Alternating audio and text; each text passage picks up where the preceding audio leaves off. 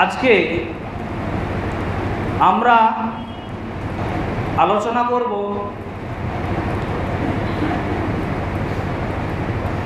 অমুসলিমদের চক্রান্তের শিকার আজ মুসলিম সমাজ, কিন্তু কেন? অমুসলিমদের চক্রান্তের শিকার মুসলিম সমাজ, কিন্তু কেন? উল্লেখিত বিষয়ের উপরে আমরা আজকে জুমার খুতবার আলোচনা করব ইনশাআল্লাহ। রব্বি শরহ লি সদরি ওয়া ইয়াসসির লি আমরি ওয়াহলুল উকদাতাম মিন লিসানি ইয়াফকাহু কওলি। সম্মানিত উপস্থিতি, আমরা অবগত হলাম যে আমরা কোন বিষয়ে আজকে আলোচনা করতে চাচ্ছি।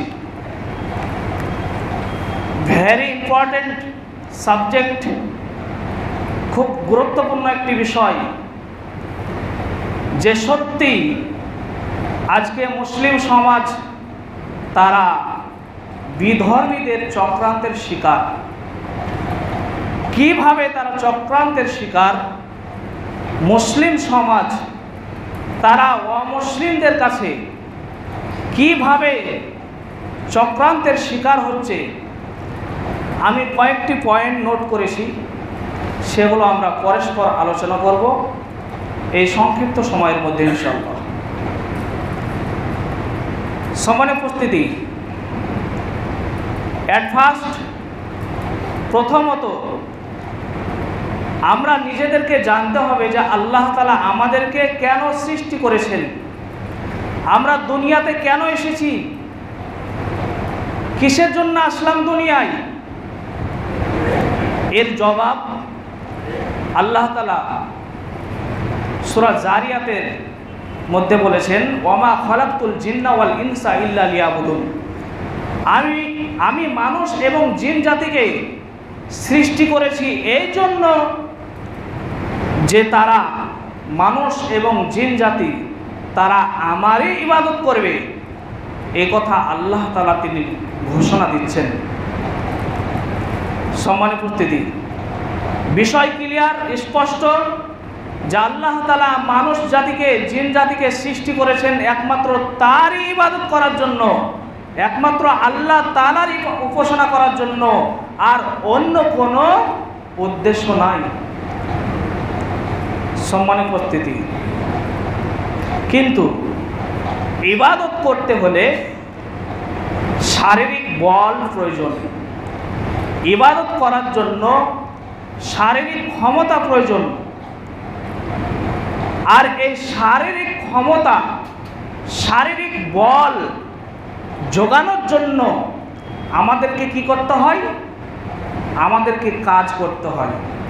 আমাদের যার যা পেশা, কেউ স্কুল শিক্ষক, কেউ কলেজের প্রফেসর, কেউ বা মাঠে কাজ করে কৃষক, কেউ বা আমরা ব্যবসায়ী, কেউ বা আমরা অটো চালক, কেউ বা আমরা ভ্যান চালক, এরকম বিভিন্ন পেশার সঙ্গে এক একটা মানুষ আমরা জড়িত হয়ে আছি। কেন? যে আমাদের পেটে খাদ্য জোগাতে হবে, যাতে করে শরীর আমাদের একেবারে মরে না যায়, শরীরের ভেতরে যেন পুষ্টি যোগায়, আমাদের শরীরকে যেন সতেজ করে, সবল করে, সুস্থ করে। এই জন্য আমাদেরকে ইবাদত করার পাশাপাশি আমাদের কর্মে ব্যস্ত হয়ে যেতে হয়। কিন্তু সর্বপ্রথম আমাদের জানতে হবে যে আল্লাহ তাআলা আমাদেরকে ইবাদত করার জন্যই তিনি পাঠিয়েছেন। সম্মানিত উপস্থিতি, এই ইবাদতে আল্লাহ তাআলা যে মানুষকে ইবাদত করার জন্য দুনিয়াতে পাঠালেন, এই ইবাদতের মধ্যে দুনিয়ার বুকে যত ইবাদত আছে, ইবাদত বান্দেগি আছে, সমস্ত ইবাদত বান্দেগির মধ্যে সর্বশ্রেষ্ঠ ইবাদত সেটা হলো সালাত। সেটা সালাত। যত ইবাদত আছে, কারণ সালাত মানুষকে সর্বপ্রথম যে বিষয়ে কিয়ামতের মাঠে হিসাব নেওয়া হবে সেটা হবে সালাত। আজকে দেখুন যে সলাতে আমরা কতটা উদাসীন। 7 দিনে 1 সপ্তাহ, 35 ওয়াক্ত সলাত এক সপ্তাহে। 35 ওয়াক্ত সলাতের মধ্যে আমরা 34 ওয়াক্ত বাদ দিয়ে আজকে শুধুমাত্র এই জুমার এই ওয়াক্তে আমরা হাজির হয়েছি। বাকি 34 ওয়াক্ত আমাকে 2-3 কাতার মুসল্লি নিয়ে ইমামতি করতে হচ্ছে। অথচ এই বেগুনবাড়ি মণ্ডলপাড়া 650 ঘরের সমাজ। 100 ঘর মেনে নিলাম বাইরে থাকে, আরো 100 ঘর মেনে নিলাম তারা দূরে বাস করে, তারপরেও তো 350-400 ঘর থাকছে। 350 ঘর থেকে 400 ঘর থেকে যদি একটা করে মানুষ আসে তাহলে তো 400টা মুসল্লি হওয়া দরকার ছিল। সম্মানিত উপস্থিতি, যে কথা বলছিলাম যে ইবাদতের মধ্যে মূল যে ইবাদত, সে ইবাদত হলো সালাত।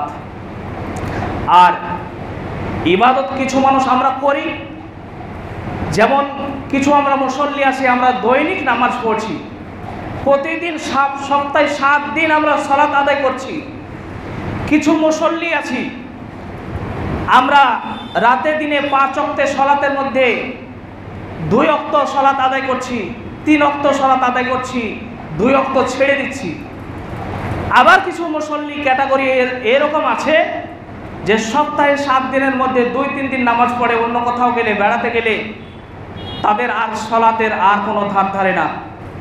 আবার এমনও মুসল্লি আছি যারা আমরা সপ্তাহে 6 দিন আমরা সালাত আদায় করি না, শুধুমাত্র আমরা এই জুমার দিন জুমার ফজরে আর এই জুমার সালাত আদায় করি।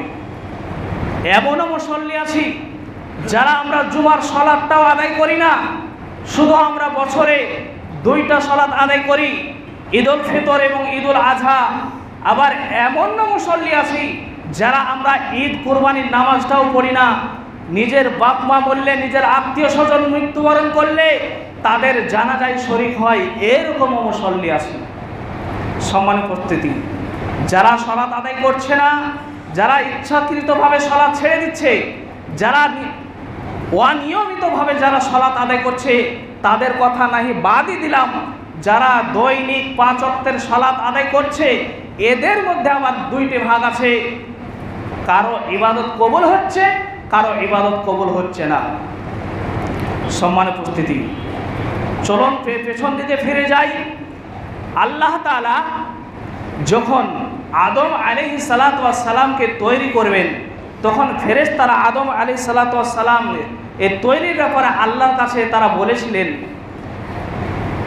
যে আপনি কেন আতাজালু ফিহা মা ইফসিদু ফিহা ওয়া ইয়াসফিকুদ দিমা, হে আমাদের প্রতিপালক, আপনি কেন এই মাটির মানুষ দুনিয়াতে পাঠাতে চাচ্ছেন, অথচ তারা দুনিয়াতে গিয়ে ওয়া ইয়াসফিকুদ দিমা, তারা দুনিয়াতে গিয়ে ফিতনা ফাসাদ করবে, রক্তর খুন তারা বয়াতে থাকবে, আপনি এরকম মানুষ কেন দুনিয়াতে পাঠাতে চাচ্ছেন? ওয়া নাহনু নুসাব্বিহু বিহামদিকা ওয়া নুকদ্দিসু লাক, অথচ আমরা ফেরেশতাগণ আমরাই তো যথেষ্ট আছি আপনার ইবাদত করার জন্য, আপনার তাসবিহ তাহলিল করার জন্য। যাই হোক, আল্লাহ তাআলা যখন আদম আলাইহিস সালাতু ওয়াস সালামকে তৈরি করলেন, তৈরি করার পরে এক পর্যায়ে আমরা জানি ঘটনা, তারপরেও আমি বলছি, এক পর্যায়ে আল্লাহ তাআলা ইবলিস শয়তানকে বললেন, সমস্ত ফেরেশতাদেরকে বললেন যে তোমরা কি করো, উসজুদু লি আদম, আদমকে সিজদা করো। ফাসাজাদু, সকল ফেরেশতা তারা কি করলো, আদম আলাইহিস সালাতু ওয়াস সালামকে সিজদা করলো, ইল্লা ইবলিস, ইবলিস সিজদা করলো না। আল্লাহ তাআলা জিজ্ঞাসা করলেন ইবলিসকে যে মা মানাআকা আল্লা তাসজুদ ইয়া ইবলিস, ইবলিস তুমি সিজদা করলে না কেন? কোন জিনিসে তোমাকে বাধা দিল? মা মানাআকা, কোন জিনিসে তোমাকে বাধা দিল? ইবলিস আল্লাহকে বলেছিল যে খলাকতাহু মিন নারি ওয়া খলাকতাহু মিন তিন। এইখানে আল্লাহ তাআলার কাছে ইবলিস যুক্তি খাড়া করেছিল কি, যে আমি হলাম আগুনের তৈরি, আগুনের ধর্ম হলো আগুন উপর দিকে ওঠে, আর খলাকতাহু মিন তিন, এই আদম তাকে মাটি থেকে তৈরি করা হয়েছে, মাটি নিচে দিকে নামে, অথচ আমি আগুনের তৈরি, আমি তার উপরে বিজয়ী, তাকে আমি তার কাছে মাথা নত করব না, সে আমাকে সাজদা করবে। তারপরে আল্লাহ তাআলা আদম আলাইহিস সালাত ইবলিসকে সে জান্নাত থেকে কি করেছিলেন, আল্লাহ তাআলা বিতাড়িত করে দিয়েছিলেন। সে সময়ে ইবলিস শয়তান আল্লাহকে বললেন, আমি আপনার কাছে কিছু শক্তি চাই। কি চাই? শক্তি চাই, তার মধ্যে আমি কিয়ামত পর্যন্ত বেঁচে থাকবো। ইবলিস শয়তান বলেছিল, আমি কিয়ামত পর্যন্ত বেঁচে থাকবো, আমি মানুষের শিরা উপশিরায় আমি বেড়াবো, আমি মুহূর্তের মধ্যে পৃথিবীর এই প্রান্ত থেকে ওই প্রান্ত যাব, আর আমাকে কেউ দেখতে পাবে না, আমি অদৃশ্য হয়ে থাকবো মানুষের চোখে। এই শক্তিগুলো চেয়েছিল। আর ইবলিস শয়তান আল্লাহকে বলেছিল যে আমি তোমার বান্দাদেরকে পথভ্রষ্ট করে জাহান্নামের দিকে নিয়ে যাব। আল্লাহ তাআলা ইবলিসকে বলেছিলেন, যারা প্রকৃত মুমিন বান্দা হবে তাদেরকে তুমি কখনোই পথভ্রষ্ট করতে পারবে না। ইবলিস শয়তান আজকে চক্রান্ত করে সে ইবলিস শয়তান এবং বিধর্মীদেরকে হাতিয়ার বানিয়ে আজকে মুসলিমদেরকে চক্রান্তে ফেলেছে। কেমন করে? যে তাদের ইবাদতকে নষ্ট করতে হবে, তাদের ইবাদতকে নষ্ট করতে হবে। ইবাদতকে তারা কিভাবে নষ্ট করছে? বিধর্মীরা ইবাদতকে কিভাবে নষ্ট করছে দেখুন। মুসলিমদেরকে তাদের অজান্তে তাদেরকে দিয়ে শিরক করিয়ে নিচ্ছে। নাম্বার 1, মুসলিমদেরকে তাদের অজান্তে বিধর্মীরা শিরক করিয়ে নিচ্ছে। এটা হলো প্রথম পয়েন্ট। আজকে দেখুন মুসলিমরা মুখ দিয়ে কত কুফরি বাক্য বলে। আপনাদের বেগুনবাড়ির মধ্যে অনেকের মুখে ভাষাটা শোনা যায় যে লক্ষ্মী বোন বলছি, লক্ষ্মী ভাই বলছি, এই ভাষাটা আমি এখানে শুনতে পাই। কিন্তু এই লক্ষ্মী কিন্তু হিন্দুদের এই সংস্কৃতি থেকে আসা। এই বাক্য মুখ দিয়ে কেউ উচ্চারণ করবেন না, কারণ এই লক্ষ্মী এটা হিন্দুদের ভাষা। কিন্তু অনেকেই বলে থাকে যে লক্ষ্মী ভাই, লক্ষ্মী বোন, লক্ষ্মী মা। না, এই যে এগুলো আমরা কিছু মাইন্ড করি না, এগুলো আমরা খুব ক্ষুদ্রভাবে দেখি, অথচ এইভাবে আমাদেরকে হিন্দুরা তারা শিরক করতে বাধ্য করছে। তারপর চলুন আরো আমরা যেমন কসম করছি, নবী সাল্লাল্লাহু আলাইহি ওয়াসাল্লাম যখন তিনি কসম করতেন তিনি এই বাক্য বলতেন, ওয়াল্লাহি নাফসি বিয়াদিহি, সেই সত্তার কসম, সেই আল্লাহর কসম যার হাতে আমার প্রাণ রয়েছে, যার হাতে মুহাম্মদের নাফস রয়েছে, সেই সত্তার কসম করে বলছি। নবী সাল্লাল্লাহু আলাইহি সাল্লাম যখনই কসম করতেন তিনি আল্লাহর শপথ করে বলতেন। আজকে আমরা কোরআনের কসম, মসজিদের কসম, মায়ের কসম, পিতার কসম, ছেলের মাথায় হাত দিয়ে কসম, এই যে কসম করছি এগুলো কিন্তু শিরক। এগুলো আমাদেরকে বর্জন করতে হবে। কেন? যে গায়রুল্লাহ, আল্লাহ ব্যতীত অন্য কারো নামে শপথ করাই হলো শিরক। শিরকের দুটি ভাগ আছে, শিরকে আকবার এবং শিরকে আসগার। শিরকে আকবার যেটা, সেটা হলো বড় শিরক। যেমন একটা উদাহরণ দিই, যে আপনি আল্লাহ ছাড়া অন্য কোনো দেব দেবীর কাছে, পাথরের কাছে, মাজারের কাছে কোনো সাহায্য চাইলেন, সন্তান নাই সন্তান চাইলেন, আপনার চাকরি হচ্ছে না চাকরি চাইলেন, বিভিন্ন যা কিছু প্রয়োজন আল্লাহ ছাড়া অন্য কারো কাছে চাওয়া হলো শিরক। আর এই শিরকটা হলো শিরকে আকবার, অর্থাৎ বড় শিরক। আর ছোট শিরক কি? যেমন আল্লাহ ছাড়া অন্য কারো নামে শপথ করছেন, ছেলের মাথায় হাত দিয়ে বলছেন, মেয়ের মাথায় হাত দিয়ে কসম করছেন, এগুলো হলো শিরকে আসগার। ওলামায়ে দ্বীন তারা বলেছেন যে মানুষ যখন শিরকে আসগার করে তারা ঈমান থেকে খারেজ হয়ে যায় না, শিরকে আকবার করলে তারা ঈমান থেকে বেরিয়ে যায়, ঈমান থেকে খারেজ হয়ে যায়। কিন্তু শিরকে আসগার, ছোট শিরক করলে তারা ঈমান থেকে খারেজ হয়ে যায় না ঠিকই, কিন্তু তাদেরকে তওবা করতে হবে। সম্মানিত উপস্থিতি, তাহলে বিধর্মীগণ, অমুসলিমগণ আজকে মুসলিম সমাজের মধ্যে তারা কড়া কৌশলে আমাদের ভিতরে তারা শিরক ঢুকিয়ে দিচ্ছে। আমরা এমনও বাক্য প্রয়োগ করি, এমনও বাক্য আমরা দৈনিক বলছি, অথচ সে বাক্যটা কি ব্যবহার করছি আমরা খেয়াল করি না। সে বাক্যের ভিতরে কুফরি থাকে, শিরকি বাক্য থাকে। অনেকের ভিতরে আমরা গজল গাইছে, গীত গাইছে, গান গাইছে, অথচ সে গজলের ভিতরে শিরকি বাক্য ভরা আছে, সেগুলো আমরা খেয়াল করি না। এইভাবে মুসলিম সমাজের উপরে তারা চক্রান্ত চালাচ্ছে। সম্মান প্রতিটি শিরকের গুনাহ, বড় গুনাহ, শিরক অনেক লম্বা চ্যাপ্টার পরে আলোচনা করা হবে ইনশাআল্লাহ। লোকমান হাকিম, যার ব্যাপারে মহান আল্লাহ তাআলা তিনি বলেছেন, ওয়াইদ ক্বালা লুকমানু লিইবনিহি ওয়া হুয়া ইয়াইদুহু ইয়া বুনাইয়া লা তুশরিক বিল্লাহ। লোকমান হাকিম তার ছেলেকে উপদেশ দিচ্ছেন। কি উপদেশ দিচ্ছেন? ওয়া হুয়া ইয়াইদুহু, তার ছেলেকে নসিহত করছেন, ইয়া বুনাইয়া, হে আমার আদরের সন্তান, হে আমার কলিজার টুকরা, হে আমার নয়নের পুতলি। ইয়া বুনাইয়া, বুনাইয়া শব্দটা আপনি আরবি গ্রামারের দিক দিয়ে যদি দেখেন তাহলে এটা খুব ক্ষুদ্র জিনিসকে বোঝানো হয়। অর্থাৎ লোকমান হাকিমের এই শব্দ দ্বারা বোঝা যায় যে লোকমান হাকিম যে ছেলেটাকে উপদেশ দিচ্ছিলেন, সেই ছেলেটা কিন্তু বড় শিয়ানা ছেলে ছিল না, 20 বছর 22 বছর বয়স না, একেবারে ছোট্ট শিশু।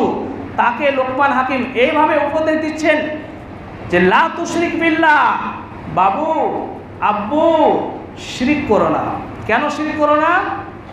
ইন্না শিরকা লাযুলমুন আযীম, নিশ্চয় শিরক হলো সব থেকে বড় জুলুম, সব থেকে বড় জুলুম। আজকে আমরা শিখেছি, আজকে আমরা সন্তানদেরকে এই উপদেশ দিতে শিখেছি না।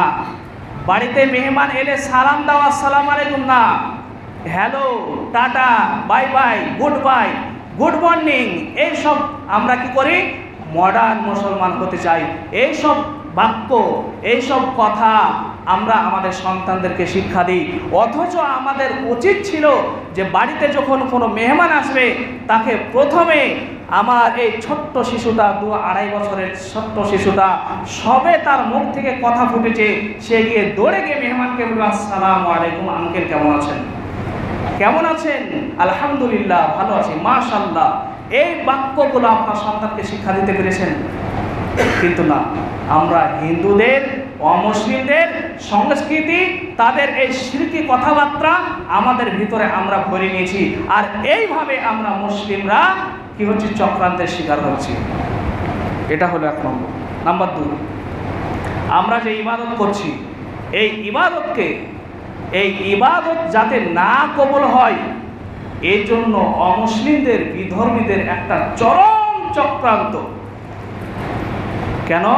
বিশ্বনবী মুহাম্মদ রাসূলুল্লাহ সাল্লাল্লাহু আলাইহি ওয়াসাল্লাম তিনি বলেছেন, ইন্নাল্লাহা তাইয়্যিব লা ইয়াকবিলুত তাইয়্যিব, নিশ্চয় আল্লাহ তাআলা পবিত্র এবং তিনি পবিত্র ছাড়া তিনি অপবিত্রকে তিনি কি করেন না? অ্যাকসেপ্ট করেন না, গ্রহণ করেন না। আল্লাহ তাআলার কাছে যদি পবিত্র না হয়, তাহলে সে পবিত্র ছাড়া আল্লাহ তাআলা অপবিত্রকে আল্লাহ তাআলা কি করেন না? সেটাকে গ্রহণ করেন না। আজকে আমরা ইবাদত করছি, কিন্তু আমরা সকালে 5 ওয়াক্তের নামাজ পড়ি, আমরা মাশাআল্লাহ হজ করেছি, আমরা আরও ইবাদত করি, রাত্রে তাহাজ্জুদের নামাজ পড়ি, আমরা সপ্তাহে 2টো করে রোজা করি, মাসে 3টি করে রোজা করি, এরও যত ইবাদত আছে, ফরজ ইবাদত, নফল ইবাদত, যত ইবাদত আছে, কিন্তু আমরা নিজেদের দিকে দেখি না যে আমি যে রুজিটা ভক্ষণ করছি, যে রুজিটা আমার পেটে ঢুকছে, এই রুজিটা হালাল নাকি হারাম। এটা কিন্তু অমুসলিমদের একটা বিরাট চক্রান্ত, যে অজান্তে অথবা জেনেই হোক আমরা কি করছি? আমরা হালাল হারাম মিশ্রণ করে সেই খাদ্য ভক্ষণ করে আমরা এই মসজিদে সালাত আদায় করতে আসছি, মসজিদে সাজদা দিয়ে কপালকে আমরা কালো করে ফেলেছি, অথচ আমার পেটে যে হারাম খাদ্য ভরা আছে, এই সালাত প্রথম আসমান পর্যন্ত পৌঁছাবে তো? এটা আমাদেরকে জানতে হবে। সম্মানের উপস্থিতি, নবী সাল্লাল্লাহু আলাইহি ওয়াসাল্লাম তিনি বলেছেন যে আল্লাহ তাআলা তিনি নিজে পবিত্র এবং তিনি পবিত্র ছাড়া তিনি অপবিত্রকে তিনি কখনোই অ্যাকসেপ্ট করেন না, গ্রহণ করেন না। তারপরে নবী সাল্লাল্লাহু আলাইহি সাল্লাম একজনের তিনি উদাহরণ দিচ্ছেন। কি উদাহরণ দিচ্ছেন?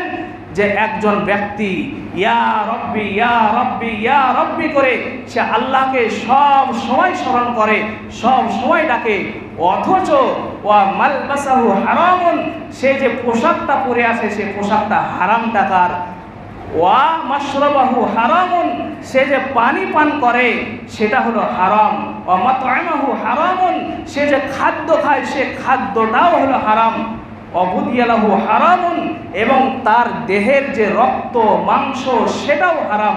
আল্লাহ তাআলা তার ইবাদত কিভাবে কবুল করবেন? সুবহানাল্লাহি ওয়া বিহামদিহি। নবী সাল্লাল্লাহু আলাইহি সাল্লাম কত সুন্দর কথা বলছেন। যেমন ব্যক্তি সে আল্লাহকে সবসময় ইয়া রব্বি করে ডাকছে, অথচ তার পোশাক হারামের টাকায়, তার খাদ্য হারামের টাকায়, সে যে পানি পান করছে সেটাও হারামের টাকায়, তার রক্ত মাংস যেটা গঠিত হয়েছে সেটাও হারামের টাকায়, আল্লাহ তাআলা সে ব্যক্তির ইবাদত কিভাবে কবুল করবে? আর এইটা হলো বিধর্মীদের, এটা হলো অমুসলিমদের একটা চরম চক্রান্ত, যে তাদের খাদ্যকে আজকে অপবিত্র করতে পারলে তাদের ইবাদত কবুল হবে না, আর তাদের ইবাদত যদি কবুল না হয় তাহলে তারা কি হবে? আমাদের সঙ্গে তারা দলবদ্ধ হয়ে জাহান্নামে তারা যাবে। এটা বিরাট একটা চক্রান্ত। সম্মানের উপস্থিতি, আজকে আমরা হালাল হারাম বাছাই না করে আমরা কিভাবে আমরা নিজেদের মধ্যে আমরা হালাল হারামের মধ্যে আমরা জড়িত হয়ে গেছি। সম্মানের উপস্থিতি, মহান আল্লাহ তাআলা তিনি বলছেন, ইয়া আইয়ুহাল্লাযীনা আমানু, হে বিশ্বাসীগণ, হে ঈমানদারগণ, ইজতানিবু, তোমরা কি করো? তোমরা বেঁচে থাকো, ইজতানিবুল খামরা ওয়াল মাইসির, তোমরা মদ এবং জুয়া থেকে তোমরা কি করো? নিজেদেরকে তোমরা বাঁচিয়ে রাখো। ওয়াল আনসাব, মূর্তি পূজা থেকে তোমরা নিজেদেরকে বাঁচিয়ে রাখো। ওয়াল আজলাম, এবং ভাগ্য নির্ধারণ করা তীর থেকে তোমরা নিজেদেরকে বাঁচিয়ে রাখো। এখানে জাহেলি যুগে তারা যখন পশু শিকার করতে যেত, তাদের তীরে হ্যাঁ এবং না দুটো কথা লেখা থাকতো। তারা একটা জায়গায়, একটা ব্যাগের ভেতরে হোক বা বস্তার ভেতরে হোক, তীরগুলো তারা ঢুকিয়ে রাখতো, আর তারা একটা তীর তারা বের করতো আর দেখতো যদি লেখা থাকে হ্যাঁ, মানে এই তীরের দ্বারাই পশু শিকার হবে, এবং তীরের গায়ে যদি লেখা থাকতো না, মানে এই তীরের দ্বারাই পশু শিকার হবে না। এইভাবে তারা ভাগ্য নির্ধারণ করত। আল্লাহ তাআলা সেটাকেও হারাম বললেন। সম্মানের উপস্থিতি, এইখানে আল্লাহ তাআলা চারটি বিষয় হারাম বললেন, যে ইজতানিবুল খামরা, তোমরা মদ থেকে বেঁচে থাকো, আর ওয়াল মাইসির, তোমরা জুয়া থেকে বেঁচে থাকো। আজকে জুয়া আমরা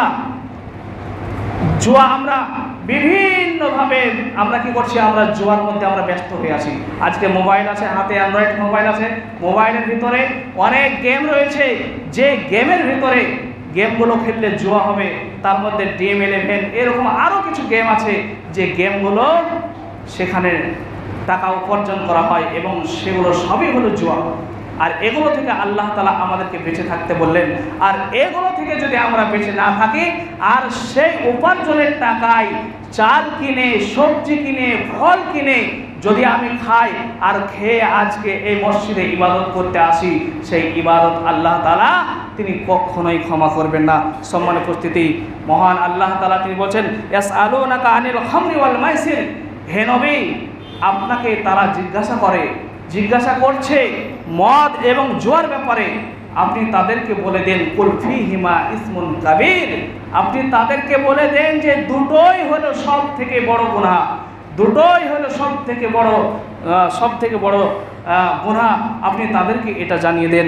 ওসমান রাদিয়াল্লাহু আনহু তিনি বলছেন, ওয়ান ওসমান রাদিয়াল্লাহু আনহু قال رسول الله صلى الله عليه وسلم اجتنبوا الخمر فإنها أم الخبائث। ওসমান রাদিয়াল্লাহু আনহু তিনি বলছেন, নবী করিম সাল্লাল্লাহু আলাইহি ওয়াসাল্লাম বলেছেন, ইজতানিবুল খামর, তোমরা মদ থেকে, এখানে খামার বলতে শুধু মদকে বোঝানো হয়নি, যত নেশাদার দ্রব্য আছে, যেমন আল্লাহ রাসূল সাল্লাল্লাহু আলাইহি ওয়াসাল্লাম অন্য হাদিসের মধ্যে বলেছেন, কুল্লু মাসকারিন হারামুন, প্রত্যেকটা নেশাদার দ্রব্য সেগুলো সবই হলো হারাম। তো এখানে নবী সাল্লাল্লাহু আলাইহি ওয়াসাল্লাম বলছেন, ফা ইন্নাহা উম্মুল খাবাইস, কেননা এই নেশাদার দ্রব্য হলো উম্মুল খাবাইস। আমরা যেমন একজন আরেকজনকে গালি দিই, কি বলে? খবিস বলে। তার মানে খবিস বলে একটা নিকৃষ্ট ভাষা। তো নবী সাল্লাল্লাহু আলাইহি সাল্লাম বলছেন যে যত খবিসি কাজ আছে, যত ফাহেসা কাজ আছে, যত অশ্লীল কাজ আছে, যত অকর্ম কাজ আছে, সমস্ত অশ্লীল কাজের, ফাহেসা কাজের মা হলো কি? এই নেশাদার দ্রব্য পান করা। ফামাল্লাম ইয়াজতানিবহা, যে ব্যক্তি নেশাদার দ্রব্য থেকে নিজেকে বাঁচিয়ে রাখবে না, ফাকাদ আসাল্লাহু ওয়া রাসূলুহু, সে ব্যক্তি যেন আল্লাহ এবং তার রাসূলকে অস্বীকার করলো। এবং আল্লাহ এবং তার রাসূলকে যদি অস্বীকার করে তাহলে সে ব্যক্তিকে অবশ্যই জাহান্নামে তাকে প্রবেশ করানো হবে। ইবনে ওমর রাদিয়াল্লাহু আনহু তিনি বলছেন, কুল্লি মুসকারিন খামরুন, প্রত্যেকটা নেশাদার দ্রব্যই হলো মদ, ওয়া কুল্লু খামরিন হারামুন, এবং প্রত্যেক মদ নেশাদার দ্রব্য মদ। তারপরে যেমন আরও আছে আপনার গোল, তামাক জাতীয় যত নেশাদার দ্রব্য আছে সমস্ত কিছু, জর্দা যেমন, এগুলো সব কিছুই হারাম। ওয়াকুল্লু খামরিন হারামুন, এবং প্রত্যেক নেশাদার দ্রব্যই হলো হারাম। ওমান শারিবাল খামরা, যে ব্যক্তি নেশাদার দ্রব্য পান করে দুনিয়াতে, ওয়ামাতা, এবং দুনিয়াতে নেশাদার দ্রব্য পান করতে করতে করতে করা অবস্থায় সে ব্যক্তি মারা যায়, অথচ লাম ইয়াতুব মিনহা, অথচ সে ব্যক্তি তওবা করলো না, ওয়াহুয়া মুদমিনুহা, সে ব্যক্তি নেশাদার দ্রব্য চলছিল, এমন অবস্থায় মৃত্যুবরণ করলো।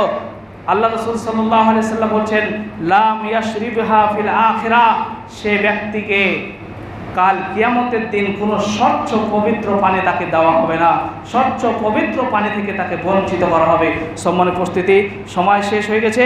আরেকটি হাদিস বলে আমি খুতবা শেষ করে দেব। নবী সাল্লাল্লাহু আলাইহি সাল্লাম বলেছেন, দুনিয়াতে যারা নেশাদার দ্রব্য পান করে, নেশাদার দ্রব্য যারা দুনিয়াতে ভক্ষণ করে, তাদেরকে আল্লাহ তাআলা জাহান্নামে তিনাতে খাওয়ার নামে একটা খাদ্য খাওয়ানো হবে। সাহাবীরা বুঝতে পারলেন না, ইয়া রাসূলুল্লাহ, আপনি যে তিনাতে খাবার বললেন, এটা আবার কি কি জাতীয় খাবার, এটা কোন খাবার?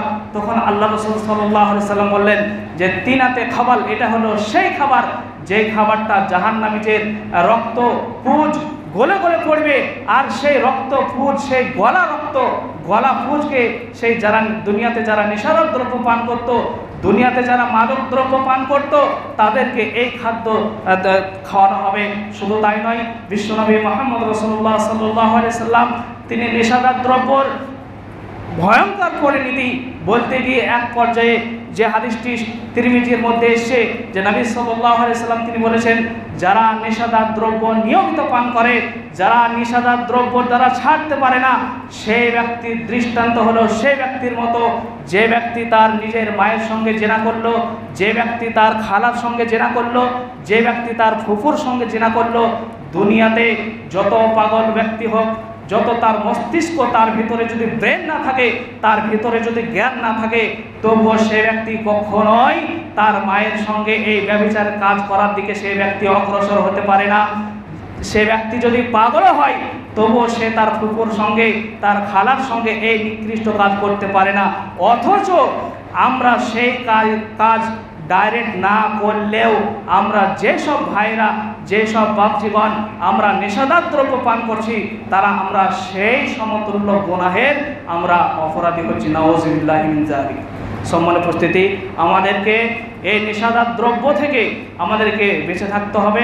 আল্লাহ তাআলা যেন আমাদেরকে এই কাজ থেকে, অশ্লীল অপকর্ম কাজ থেকে আল্লাহ তাআলা যেন আমাদেরকে বাঁচিয়ে রাখেন, যাতে করে আমরা আমাদের পবিত্র রুজিটাকে পবিত্র করতে পারি। আমরা যদি নিজেদের রুজিকে পবিত্র না করতে পারি, তাহলে আমাদের ইবাদত আল্লাহ তাআলা কখনোই কবুল করবেন না। আর আমাদের ইবাদত যদি কবুল না হয়, তাহলে 60 বছর 70 বছর নামাজ পড়ে যে কপালে কালো দাগ করে দিলাম, কপালে ঘাটা হয়ে গেল, এই ঘাটা, এই কালো দাগের কোনো মূল্য নাই। সম্মানিত উপস্থিতি, আল্লাহ তাআলা যেন আমাদেরকে প্রত্যেক অশ্লীল অপকর্ম কাজ থেকে যেন আল্লাহ তাআলা আমাদেরকে হেফাজতে রাখেন। আল্লাহুম্মা আমিন। হে আল্লাহ, তুমি আমাদেরকে সঠিকভাবে কোরআন এবং হাদিস অনুযায়ী আমল করার তৌফিক দান করো। আল্লাহুম্মা আমিন। হে আল্লাহ, দুনিয়াতে আমরা যতদিন বেঁচে থাকবো, হায়াতান তাইয়্যিবা সহ বেঁচে থাকবো, আমাদেরকে সেই তৌফিক দান করো। আল্লাহুম্মা আমিন। হে আল্লাহ, তুমি আমাদেরকে, আমাদের আত্মীয় স্বজন যারা বিছানাগত হয়ে আছে, তাদেরকে তুমি সুস্থতা দান করো। আল্লাহুম্মা আমিন। হে আল্লাহ, আমাদের আত্মীয় স্বজন যারা কবরে গেছে, তাদের কবরে যদি কোনো মুসিবত হয়ে থাকে আল্লাহ তাদের কবরকে তুমি জান্নাতুল ফিরদাউস নসিব করো। আল্লাহুম্মা আমিন। হে আল্লাহ, আমাদের ছেলে মেয়ে যারা পড়ছে তাদের মেধাশক্তিকে তুমি প্রখর করে দাও। আল্লাহুম্মা আমিন। হে আল্লাহ, তুমি আমাদেরকে সুস্থতা শরীর দান করো। আল্লাহুম্মা আমিন। ওয়া আলাইনা ইল্লাল বালাগ। আল্লাহুম্মা সাল্লি আলা মুহাম্মাদ ওয়া আলা আলি মুহাম্মাদ কামা সাল্লাইতা আলা ইব্রাহিম ওয়া আলা আলি ইব্রাহিম ইন্নাকা হামিদুম মাজিদ। আল্লাহুম্মা বারিক আলা মুহাম্মাদ ওয়া আলা আলি মুহাম্মাদ কামা বারাকতা আলা ইব্রাহিম ওয়া আলা আলি ইব্রাহিম ইন্নাকা হামিদুম মাজিদ। সুবহানা রাব্বিকা রাব্বিল ইজ্জাতি আম্মা ইয়াসিফুন ওয়া সালামুন আলাল মুরসালিন। আলহামদুলিল্লাহি রাব্বিল আলামিন।